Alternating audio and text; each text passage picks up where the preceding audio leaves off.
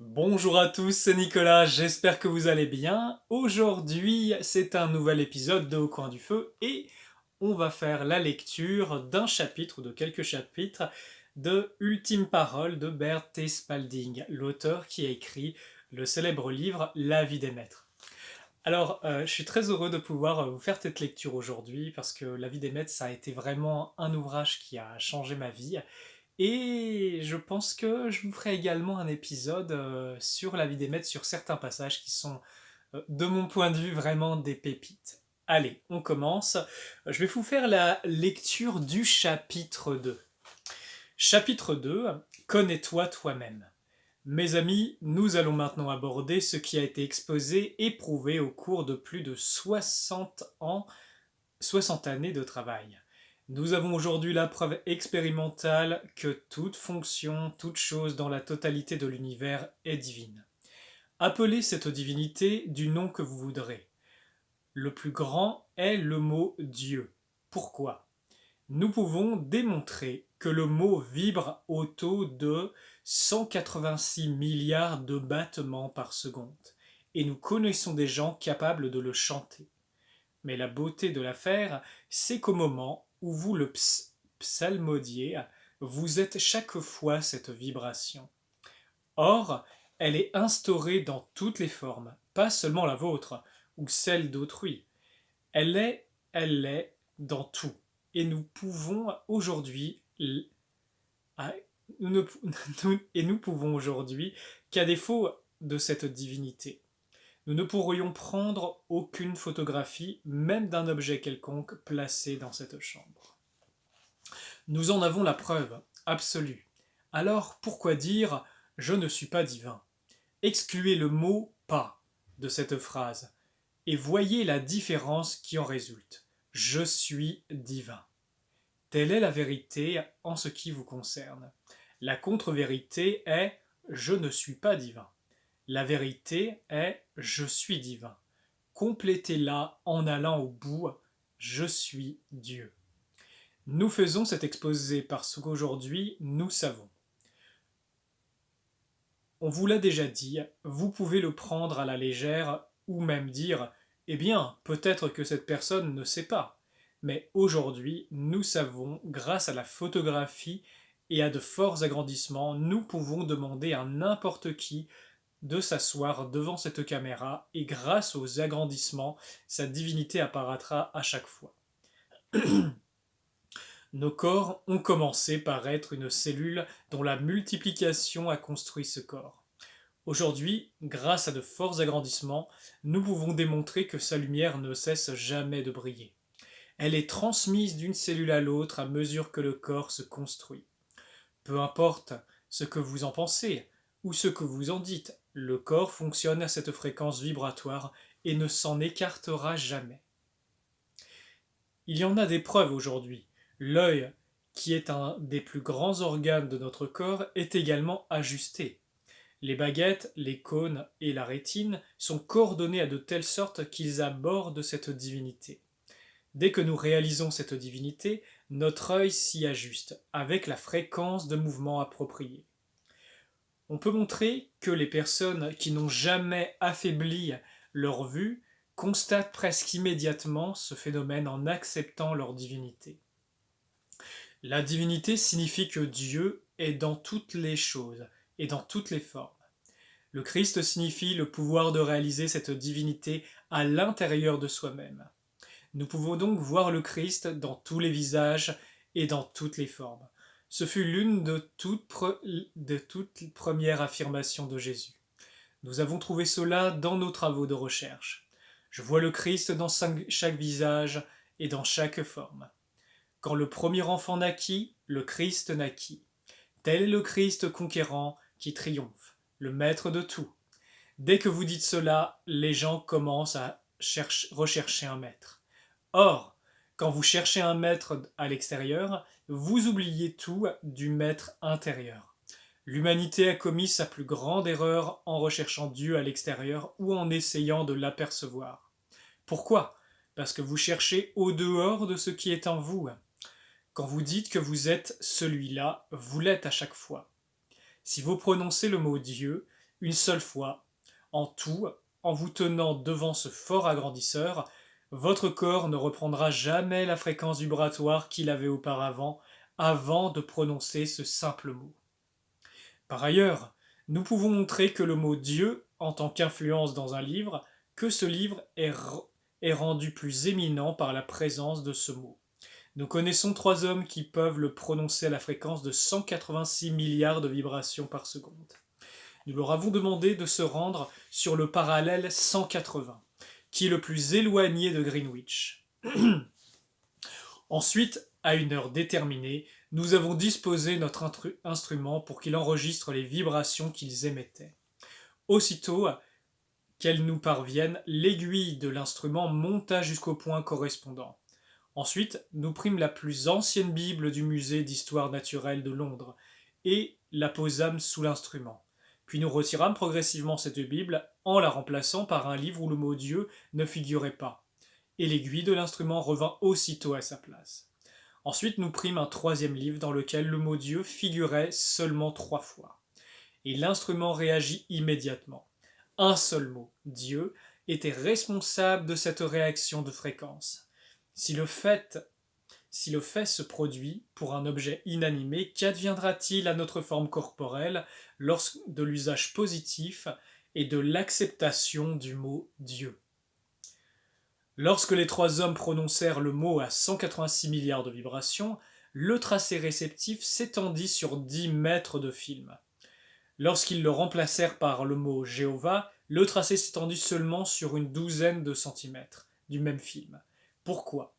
Dès que vous employez le mot Dieu, avec compréhension, croyance et connaissance, vous établissez la plus haute vibration connue aujourd'hui. Cette influence vibratoire assemble de la substance et aussitôt que vous exprimez vos pensées, cette substance vous appartient. En fait, pour le bon ordre de l'exposé, vous ne pouvez la retenir. Elle appartient désormais à tout le monde comme toutes les bonnes choses que chacun peut utiliser.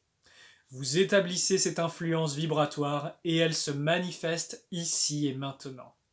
Il y a un principe très précis sur lequel nous travaillons aujourd'hui, le principe de la divinité dans toute chose.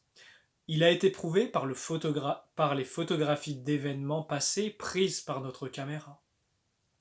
Nous pouvons montrer que chaque tige d'herbe, chaque arbre, chaque arbuste, chaque fleur, chaque graine sont divins. Sans cette divinité, la graine ne pousserait pas et la plante de l'arbre non plus. Nous avons aujourd'hui des photographies précises montrant que le germe de la graine possède un archétype exact de la forme qu'il produira chaque fois. Alors pourquoi allons-nous partout en disant que nous ne comprenons pas ? Ne serait-il pas plus sage de dire « je comprends » ? Vous comprenez et cette compréhension est directement intérieure. Vous êtes le maître de cette chose et en abandonnant les apparences extérieures, vous devenez intérieurement maître de la chose, acceptant et reconnaissant que vous êtes le maître. Beaucoup de gens écrivent pour demander s'ils pourraient aller voir les maîtres, ou ce qu'il faudrait faire pour les voir. Dès le moment où vous sortez mentalement de vous-même par la pensée et que vous désirez voir un maître, vous avez perdu de vue le maître intérieur. Quand vous reconnaissez cela et que vous êtes bien conscient, vous êtes avec le maître et avec l'ensemble d'entre eux. Faites dire à quelqu'un « je ne suis pas Dieu », puis arrêtez-vous un moment et supprimez « ne pas ». Ce sont des mots négatifs qui n'ont aucune fréquence vibratoire. En les prononçant, vous leur donnez l'énergie qui les maintienne en vie. Et quand vous refusez de les prononcer, ils n'ont plus d'énergie propre. Il existe aujourd'hui une caméra qui peut vous démontrer tout cela. Asseyez-vous devant elle et imaginez un exposé. Ne dites pas un mot, mais pensez-y. Nous vous dirons exactement ce que vous pensez grâce au tracé apparu sur le film. Ensuite, nous vous demanderons un exposé contenant un monde négatif, juste pour voir ce qui se passera. Quand vous arriverez au passage négatif, il n'y aura plus de tracé sur le film, tout simplement, il ne l'enregistre pas. Cette caméra montre la grande fréquence vibratoire de la forme humaine. Si cette fréquence n'existe pas, nous ne pourrions pas l'obtenir. Et si l'on avait recours à l'hypnose, la caméra n'enregistrerait rien.